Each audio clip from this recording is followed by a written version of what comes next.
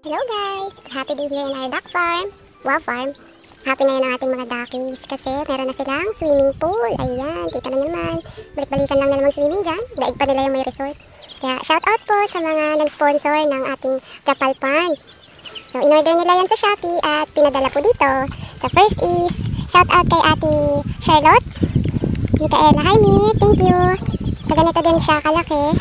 Katulad ng sinet up ni Habi sa aking mga pato. So this is 3 by 2 by 1 feet. And also kay Ate Madi and Ate Sha from Alorica. Si Mika sa Amazon nag-trabaho. So mga call center friends ko, maraming salamat sa inyo. Kahit na nandito na ako sa probinsya, hindi niyo pa rin ako nakakalimutan. God bless sa inyo at tinanong niyo naman. Andy Ligo, Andy Inom. So salamat po. So ganyan lang siya kaliit pero at least meron ng swimming pool ng aming mga pato. At kita nyo naman, enjoy na enjoy sila para silang may resort.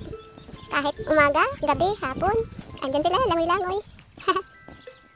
So kung kayo gusto nyo mag-alaga ng mga pato, importante talaga na lagi silang may tubig. Ayan. So yan. Thank you for watching.